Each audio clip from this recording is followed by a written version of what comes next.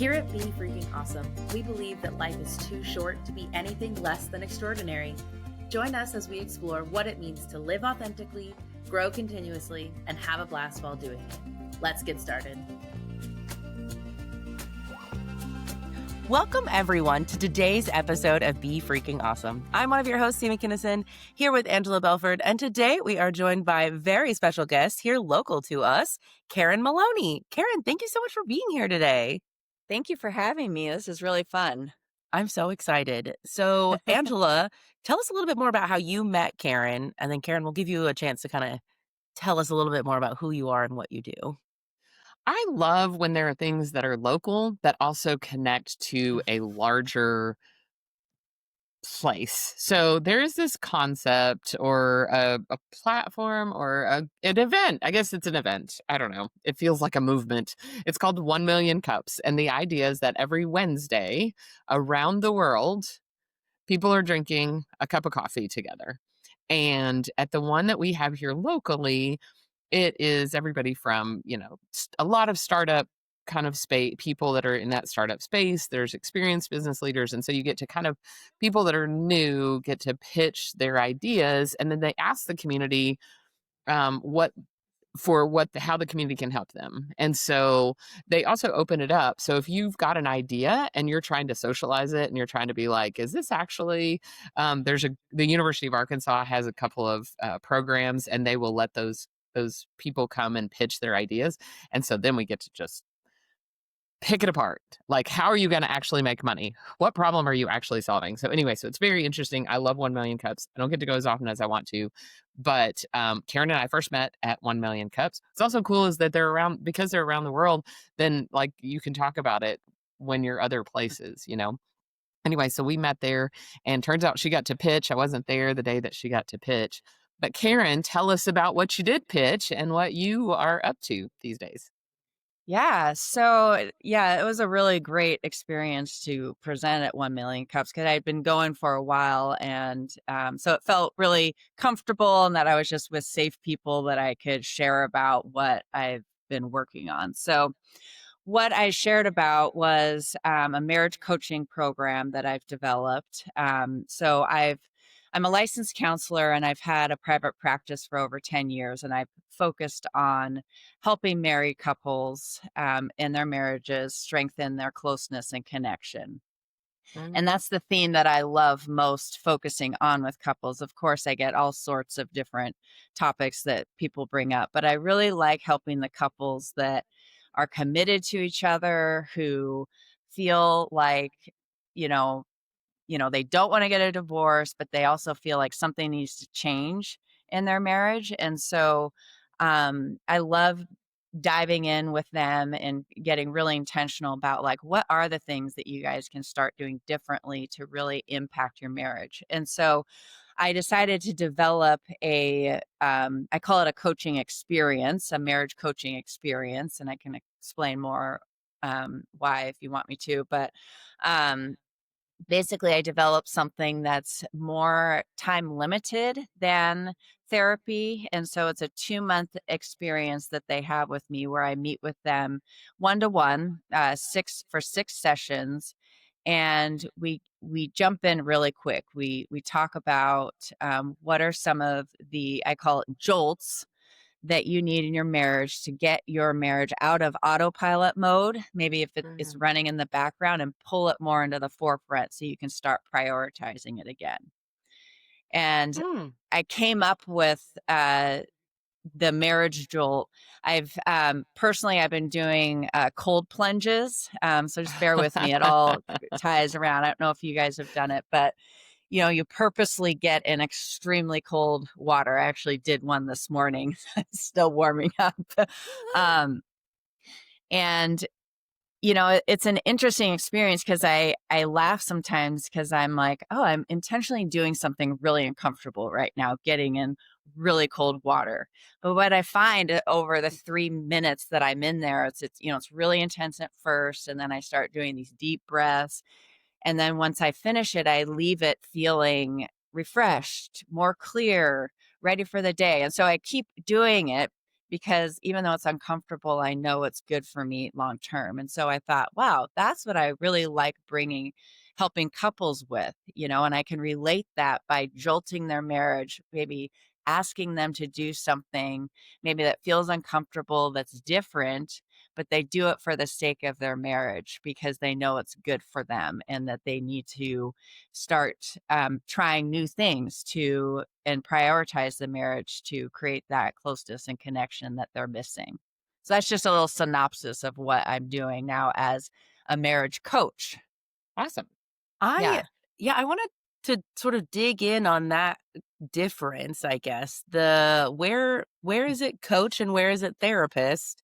Because Yeah. I have heard about people who do like a marriage therapy like intensive weekend where it's like a time bound thing. But tell me more about Yeah. kind of from your seat, what makes that different while also acknowledging that by you do wear both hats. It's not Yeah. quite as like, well, I want to be a therapist, but I don't have the credentials to be one, so I call myself a coach. Like Right. that's different. Tell me a little bit more about that.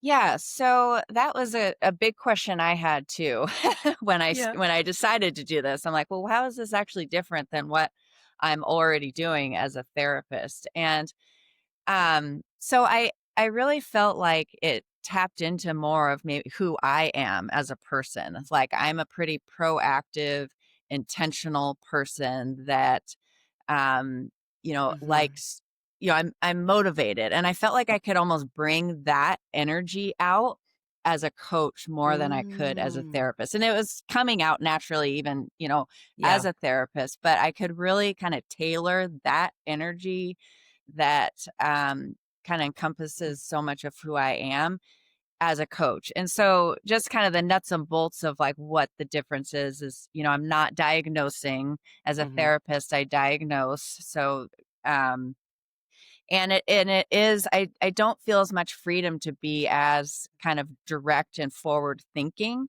as a therapist because I have to look at diagnosis and kind of look at a lot more layers. I find that I have to kind of go back in time a lot and spend a lot more time there than I would like sometimes. And so I think as a coach, it just gives me a little bit more freedom to just dive in a lot Mm. quicker. And I also think that couples who seek out coaching are kind of looking for that too. That I've gotten quite a few couples who have come to me as a, you know, a- approaching me as a coach and saying, we've tried therapy, and it's just not, we just didn't really get anything out of it. And so they've kind of already done a lot of that background work Mm. and they're just ready. They need something tangible that they can start working on. And I think that's what they find so attractive about what I offer is they know that they're going to get a lot of support and ideas on things that they can start trying to do differently and they're ready to do that. I love that. I also Yeah. What's interesting about my own journey is I have done a lot of these things, but all individually and separately. So when my first son was born and he was about 18 months old, my husband and I started going to marriage therapy together because I had a moment where I was like, we are right now not at the point where we need to get divorced. Like we're not in that kind of crisis mode. However, if we continue in this same path and in this same rut, like, I don't know, 1 year, 5 year, 10 years from now, like, that could be a more real conversation. Um, Yeah. to which my husband was like, "Great, I'll do whatever you want. Let's go." Talk about a Um, jolt. I remember Chris's response was a little bit like a jolt, like, oh, this is not the path I want to be yeah. on. I'm It was in. Yeah. amazing, and so It we was did that for a little while, and it was very, very helpful. I also love a good cold plunge. I don't get Yeah. to do it nearly as often as I want, but, like, I am the person who, like, okay, I'll finish my shower, and then I turn the water all the way to cold, and then I just, Oh like, yeah. let it sit there for a second, and I'm like, "Ooh, yeah." Anyway, my husband's like, "You are a crazy woman," and I'm like, "I am a crazy woman, and you love me, like, who cares?" We did this, like, water spa, water cycle thing on a vacation once where it was 15 minutes sauna, 60 seconds in a ice bath, and then 10 minutes in the hot tub or something like that. And it was just you Yeah. just kept cycling through that. It has so many benefits to just like, I don't know, awaken you and do that thing. I love these pieces. Anyway, I'm noticing in Yeah. myself like, "Oh, I do these things. I don't do them all together, but that's so cool to add that in for people. What I love Yeah. about this is that it's not all the way in crisis. So often we talk about, um, I cannot tell you how many people that are friends of mine that have said to their husband, I think we need to go to marriage therapy. And the husband will be like, I don't think we do. And I'm just like, I hate to tell you, pumpkin, but you're wrong. Like, if one person of the equation thinks that there's an issue, there's an issue. And then, like, 2 years later, the man is shocked that their wife is divorcing them. And I'm like, how are you shocked? She told you 2 years ago that she wanted to go to therapy. She asked you 4 times. You said we didn't need it. And then suddenly, now that she's decided to divorce you, now all of a sudden you're in for therapy. And it's like the ship sailed. Like, it's too, Mm. Yeah. like, I put up with it as long as I could. So, number one, I love that you're working at a point before it's a crisis moment. And because I am such a fanatic, and I would say that the whole point of our podcast, Be Freaking Awesome, is to, like, identify what it means to live an intentional life. And for me, I joked one time with my girls. I was like, "You can rest assured I can't hit my financial goals with a divorce on my resume." Yeah. Like, it's devastating financially. It's Yeah. devastating emotionally. I was Mhm. joking. I was being my type A self. But, like, I don't understand why we make investments in so many other areas and we don't invest in this. So I love that the accessibility of this. Yeah, absolutely. There's a statistic that John Gottman, he's an Mhm. evidence-based marriage, he's a writer, but he said that the average amount of time from the first time a couple says we maybe we need to get help to when they actually get help is 6 years.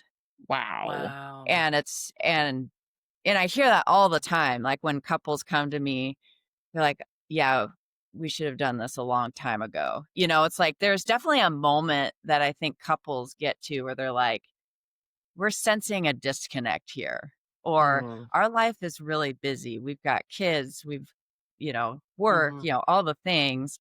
And little by little, your marriage just gets pushed to the background. Understandably. I mean, it happens. And so I think the problem is when it stays too long in that background, then you really start to feel like roommates, and then mhm, more resentments can be, creep in because you're not getting your needs met. mhm. And so it's like when it stays in that background for too long, then you start compartmentalizing, you like choose not to bring stuff up with each other, Yep. and then you're even more disconnected, and then before you know it, you're like laying in bed at night, like when you sleep in a king size bed. I know I don't have we have a queen size, but it's like you feel like you're sleeping alone sometimes. Mhm. Whenever I sleep in a king size bed, I'm like, "Oh, is there?" But it feels like that sometimes, like those Mm. couples that are so disconnected, you get in bed and you lay there and you just feel so alone, and you feel like this silence in your home is just screaming, and Mm. things need to change, But you don't but know what. they don't know what. And so I have a couple thoughts. Number one, I joke and say I've been married to this is the third guy that I've been married to. We've been married for 33 years, but he's about the third version. And I think it should be because I'm at least the third version of myself from 21-year yeah. old me. Right. And so, from my perspective, like, each of our major growths, we've had to intentionally reconnect. And it's bumpy and ugly, and people ask me I should write a book about how to be in business with my husband, and I say, yeah, I can write it for you. Don't do it. The end. Like, it's very short. Which is not fair because I think we have some hard fought wisdom. But I do, as you're talking, I remember so vividly a friend of mine when my kids were very little. Actually, I think I only had one at the time. And she said to us, it was like a girls' weekend for a business I was in. And she said, listen, 20 years from now, your kids are gone and they are going to have their own life and they will not be taking up all your space. And that guy that's sitting next to you, he's going to still be sitting there. So you better like him. Girls, like, what do you need to do to make sure you still like this guy? And do not let your marriage. And she just like was so fanatical about that, about just like teaching us. It was a very sweet thing that she would encourage us. And I can remember my kids would get mad because we would go on little weekend trips. We'd go to Branson or whatever. And they would be like, no, take us with you. And I go, you know what I'm going to give you for your high school graduation? I'm going to still be married to your dad. That's the present I'm going to give to you. Because You so can many tell of them, she was so sassy to us throughout just My- these little Yes. notes. well, I had friends in college. It was devastating to them. So many freshmen in college, their parents, especially the youngest child, their parents get a divorce. And you're like, there's so much tumultuousness in my life right now. And then now my parents aren't even still married. And I'm like, y'all should have gotten divorced 10 years ago if you were going to get a divorce. Like staying together for the Yeah. kids is mean, I think. Yeah. I'm harsh about this. I'm like, either pursue the relationship or don't. Yeah. Sorry, that's pretty judgy. Anyway, Yeah. I'm like, oh, No, I mean, I think that's the thing. It's like prioritizing the marriage can sometimes feel even uncomfortable for the married couples, but when you have when you have kids too, like you can feel pulled like, oh, should we, it's tempting to just want to put the kids first no matter what, even if you're neglecting your marriage. And I see that too, where it's like one jolt that a couple did that I met with, they it seems small, but it was uncomfortable for them, was to have a messy house night where they chose not to clean the house up. Instead, they spent time together and prioritized intentional time as a couple at night. And so, it's tempting in a pull to like, oh, we got to clean up the kitchen, or we got to do this, or got to do that. And it was a jolt for them, for me to even, suggest like, just leave the mess, spend time together. And, I could tell it made them uncomfortable, but they were at the point that they just knew something needed to change. And so that's an example of just like a day-to-day jolt that couples need to do. It's uncomfortable for them though, because they're like, oh, we have all these things to do though, but it is still going to be okay. You've got to attend to your relationship here. So it sounds like these jolts are not like you have the list of the, 6, 8, 12 jolts that people are going to go through, but a little bit more prescriptive. Like, okay, these are Personalized. the symptoms you're yeah. having. Let me write you a script, and you guys are going to sit in your messy house. You guys are going to leave your messy house. You're going to go do these things. Is that true? It's like each person and each needs, it really is responsive to where they're at? It's completely personalized. And I think that's why I call what I offer an experience, because it's 6 sessions. But I think that's another difference too with therapy and coaching, is that therapy is so much just session to session. And with coaching, I've really tried to get away from that mindset, that it's like a time period that I'm involved with you. And so it is very personalized. I meet with the couples and I send them Loom videos like in between sessions, just for them to watch together on ideas that I have, or just reinforcing what we talked about in the session too, because it can be emotional, or it could get flooded in the session. It's hard. It's easy to forget like what we talked about. And so I try to follow up with as much as I can to give them reminders. But absolutely, it's personalized, and it really isn't cookie cutter couple to couple, because it's so much based on kind of their unique situation, their dynamic. But there's a lot of common themes too that I see. And so it's personalized, and yet there's common threads that I see throughout the jolts. That makes sense. I want to pause a minute, because I have been looking for a word to replace the word triggered. And triggered is so overused, number one. Is. And number two, it has a very battle weaponry kind of connotation, right? Like we pull the trigger of a gun.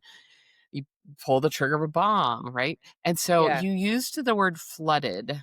Mhm. And when I think about if there's flooding, then the response is rescue, right? It is actually coming to someone's aid. And there's an element of as I think about the times that I have been flooded with emotion, I needed somebody to hold my hand, right? Mhm. I didn't need more of an explosion. And so I totally am going to steal that because I've been looking for something. And do you find that in our marriages we end up with some language that has to be reworked, relearned, and that could be part of is that part of the jolt, or is that more part of therapy that we're looking at?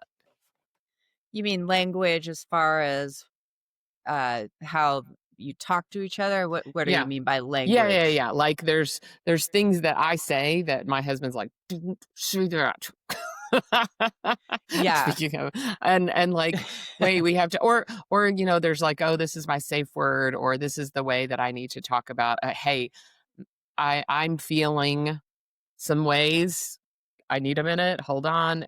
You know what I mean? Yeah, absolutely. I mean, there's a phrase that I use with couples, because defensiveness is a common, you know, uh, Response. response that shows up. And so, I like helping couples kind of pull like the defensiveness outside of their dynamic as a couple. Like, oh, there's defensiveness again. Mm, And so, a phrase like saying, I'm starting to feel defensive. Can you try restating that? So it's kind of just naming what's going on rather than mhm, just jumping into being defensive.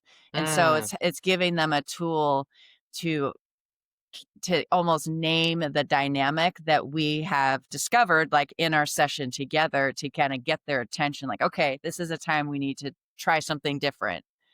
Let me try restating that. That makes a lot of sense.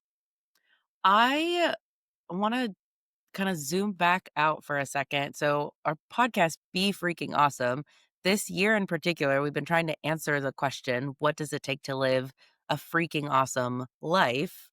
Where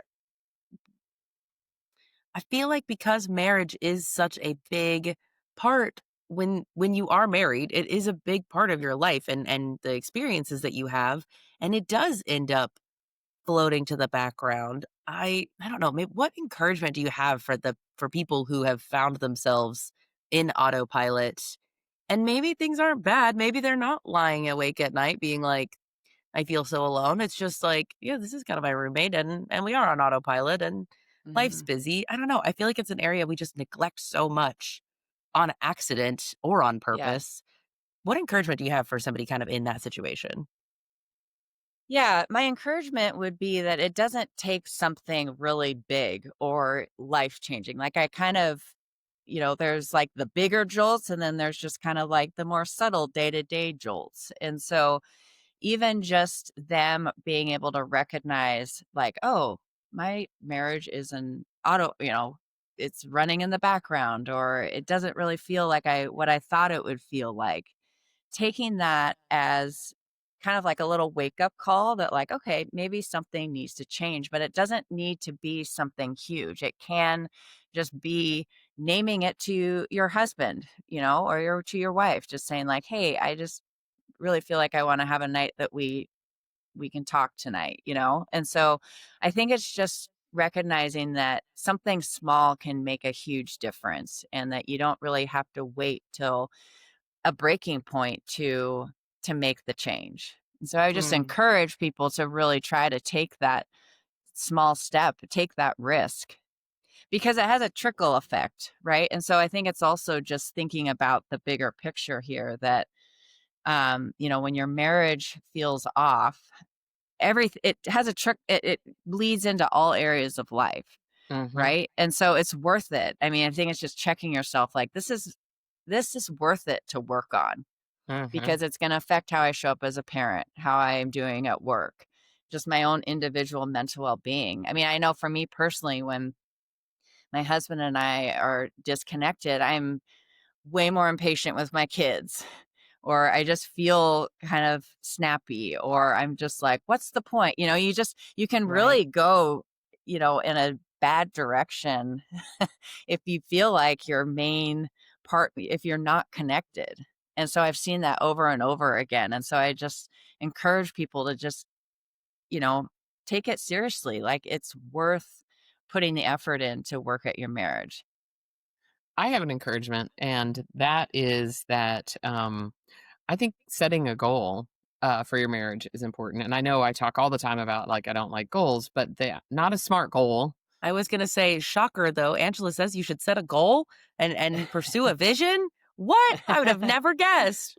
I was at we went through a season where a good number of my friends were were deciding that they husband didn't want to work on it. Okay, we're done. And then, the inevitable a couple of years later, they're starting to date again. And at one point I said to my husband, I'm like, I want that. I want that new and exciting part of a new relationship, but I don't want to go through a divorce. So, like, we're going to do something different here. And I literally said, I want to feel excited when I see you. And I heard this idea of like positioning, and it was like, it was a positioning for a marriage coach, and this person was like, "Oh, I help people feel reconnected." And the guy that was the coach or that was the copywriter, he goes, "No, are you tired of grandpa kisses from your husband? Don't you want passionate kisses?" And I looked at my husband, and I'm like, "I am kind of tired of grandpa kisses. Like, I want a real kiss. Like, kiss me. Yeah. We're gonna practice kissing." And I'm telling you, a couple years later, like it pays off. And Yeah. it's weird at first because you're like a teenager and we're awkward and we're like not good at we've been married for a year, 30 years, and we're not good at kissing. And we got good at kissing and we got good at holding hands. And he can tell when we're not connected because I'll be like, no, we don't need to hold hands. Oh, here's your peck on the cheek. Right. And like become more of a barometer. But I love that. And I love the what that has resulted because now I'm like, oh, I do not want to get a divorce. I got this right here, you know? Mhm. And so anyway, I would encourage people to like want a little bit more. Don't settle for the mundane. Don't settle for meh.